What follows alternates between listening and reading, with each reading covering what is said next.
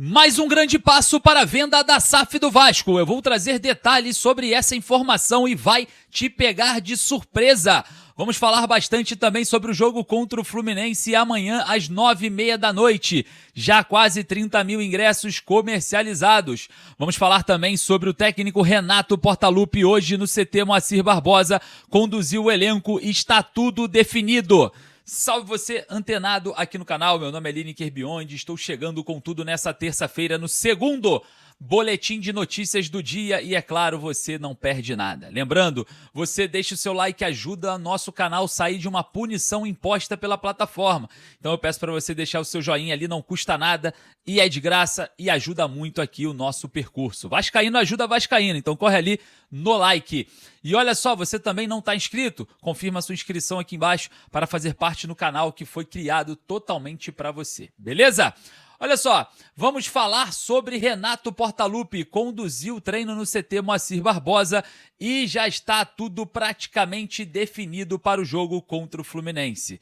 O Vasco, que deve vir a campo com Léo Jardim no gol, Paulo Henrique na lateral direita, Saldívia e Robert Renan na zaga e o Cuiabano na lateral esquerda. Hugo Moura, Thiago Mendes e Tietê devem formar o trio de volantes.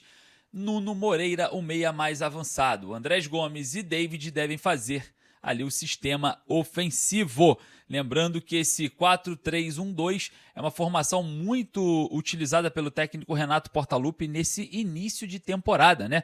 Diga-se de passagem, é o que ele vem utilizando nesses últimos dois jogos contra Palmeiras e contra Cruzeiro. Vai enfrentar agora no Maracanã o Fluminense. O Vasco é mandante, tá, desse jogo, então vamos observar como que vai se portar ali, mas eu também quero trazer aqui algo que me deixa um pouco encucado. O Vasco nos primeiros tempos, né, principalmente nos primeiros minutos dos jogos que enfrentou Palmeiras e Cruzeiro, foi muito abaixo, né, muito abaixo, iniciando com 3 volantes. Contra o Palmeiras, quando o Renato Portaluppi abre mão desse terceiro volante, coloca um meia, o jogo muda. Contra o Cruzeiro, o ímpeto, a força, a vontade e também adiantando um pouco a marcação, subiu um pouco as linhas, o Vasco conseguiu pressionar o Cruzeiro. Então, muito depois dos primeiros minutos, né? Então vamos observar como que o Vasco vai se comportar logo no início, porque o Fluminense também tem dessas coisas, né? De atacar ali desde o início e no final ser um pouco menos produtivo. O Fluminense que deve vir a campo com o Fábio no gol, Samuel Xavier na lateral direita, o Gemes voltando junto com o Milan na zaga e o René na lateral esquerda, né? Diga-se de passagem, o Guilherme Arana marcou contra o Atlético Paranaense e tenta a vaga ali como titular. Martinelli e Hércules no meio-campo, a dupla de volantes com Lúcio Acosta. Tem que marcar o baixinho, hein? O baixinho tá muito chato. Savarino, Canóbio e John Kennedy devem formar o trio de ataques ali do Fluminense, né? Contando ali com o Canóbio pela ponta esquerda, o Savarino pela ponta direita e o John Kennedy mais centralizado. O técnico Zubeldia deve vir a campo com esse time e a gente vai observar essa partida em que o Vasco precisa vencer para, quem sabe, né, garantir a boa fase, manter-se aí na parte um pouco mais tranquila da tabela de classificações. Lembrando você que o Thiago Mendes está de volta, né, o jogador que estava suspenso no último jogo, retorna ao time e deve retornar também com a abraçadeira de capitão para a partida contra o Fluminense. O Hugo Moura foi até bem, né? Eu achei que ia cair uma pressão muito grande sobre ele que é um jogador que agrega bastante, foi até bem como capitão, mas o Thiago Mendes vem de uma fase um pouco melhor, então deve retornar aí a ser capitão do Cruz Maltino. E claro, de olho porque Andrés Gomes está pendurado com 2 cartões de amarelos, hein?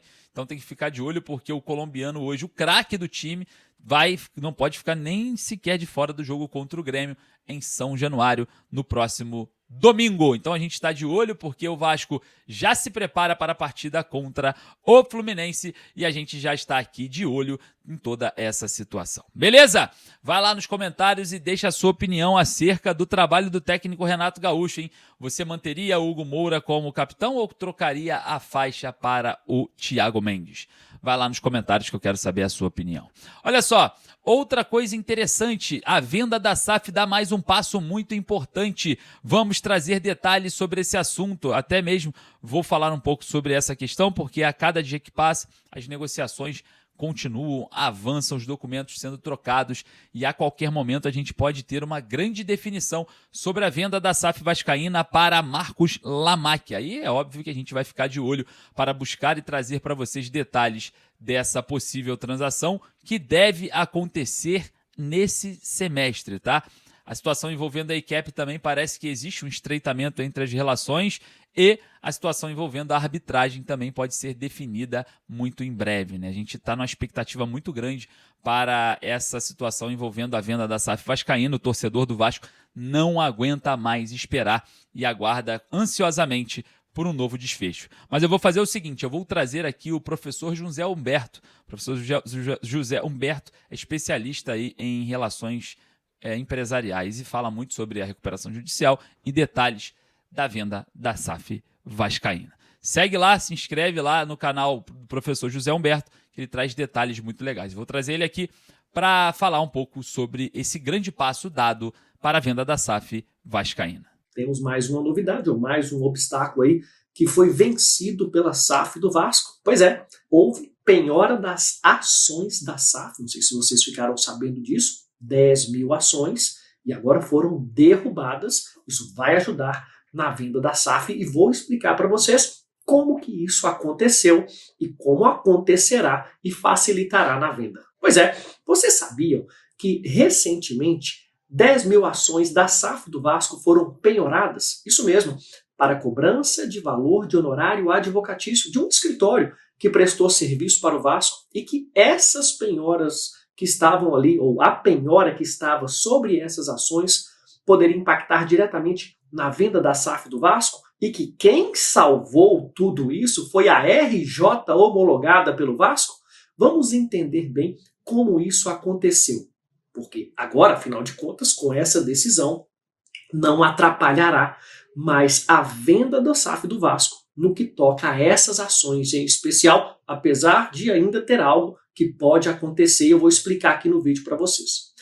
Primeiramente, veja que há um processo de execução que esse escritório de advocacia ele cobra valores aproximados aí de 3,5 milhões da SAF do Vasco. Isso mesmo, por toda a operação que foi feita ali no auxílio de um serviço prestado para essa SAF do Vasco.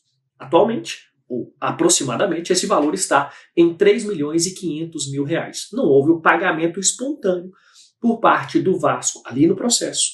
E por conta disso, o exequente, esse escritório, requereu a penhora de valores e também 10 mil ações da SAF do Vasco. Isso foi deferido. Ou seja, o que quer dizer essa penhora das ações? Essas ações elas são bens móveis, e são passíveis de penhora. A juíza respectiva e competente determinou que essas ações fossem penhoradas. Isso é uma garantia, não quer dizer que com a penhora essas ações foram transferidas para esse escritório. Não, elas foram penhoradas como um veículo pode ser penhorado, um imóvel, e para esse efeito precisa ser avaliada e ir a leilão para que alguém arremate essas ações. Isso nem chegou a acontecer, as ações foram penhoradas. O que isso significava até então? Para o investidor, é necessário negociar com esse credor para retirar essa penhora. Ou seja, tem que cair essa penhora para que as ações possam ir para o investidor. O que aconteceu? Neste caso, nessa ação, nós temos uma interferência por parte da recuperação judicial do Vasco. Porque lá na RJ prevê, e dentro da lei de recuperação judicial 11.101, que faz parte da RJ todos os créditos existentes até a data do pedido de RJ. Como esse pedido foi feito após a constituição desse crédito do escritório de advocacia, ou do fato gerador, vamos dizer assim, automaticamente, aqueles créditos até então existentes devem fazer parte da recuperação judicial. E mais, olha só, fazendo parte da recuperação judicial, o juízo competente para tratar de bloqueios, penhoras desses créditos que estão ali na recuperação judicial é do juízo da recuperação judicial e não do juízo onde está a execução e onde ocorreu a penhora desses valores. Bem, isso beneficiou o Vasco, beneficiou a SAF claramente e neste cenário foi provocado o Tribunal de Justiça do Rio de Janeiro quando esses créditos estão ou não inseridos ali na recuperação judicial. O tribunal confirmou isso. Esse crédito do escritório de advocacia está na recuperação judicial e, por isso, determinou, inclusive, a liberação desses valores para a recuperação judicial lá, que ela seja responsável e competente para deliberar sobre este ponto. Tá, mas e as ações, Roberto? Essas 10 mil ações? Com essa decisão do Tribunal de Justiça, a juíza competente foi provocada para dizer, e a liberação dessas ações? Vai ocorrer ou não vai? E foi isso que aconteceu. A juíza determinou a desconstituição da penhora, retirando o bloqueio sobre essas ações. Elas estão livres agora para que a SAF do Vasco possa negociar com este investidor. Uma ótima notícia. Porque, veja, dessa forma não impedirá a venda do Vasco por esse motivo, nesse valor de 3 milhões e 500 mil reais. Aí esse credor vai habilitar o crédito lá na recuperação judicial, vai receber isso lá no formato que a recuperação judicial estabeleceu. O que isso mostra aqui pra gente sobre a SAF do Vasco? Bem, essa estrutura da SAF mostra que nós temos hoje a recuperação judicial, credores que estão aí lá na recuperação judicial, investidores agora que estão aí para comprar a SAF do Vasco, uma governança muito bem trabalhada e regras financeiras do futebol que estão sendo tratados. Então, ótima notícia para o Vasco nesse cenário, não tem mais bloqueio das ações, mas tem que resolver tanta coisa aí antes, né, pessoal? Tem que resolver com a 777, tem que, neste caso, ter o aval do investidor aí para assinar esse contrato. Estamos aí nessa situação, nessa discussão, e a questão do fair play financeiro aí, que nós sabemos que também está em discussão.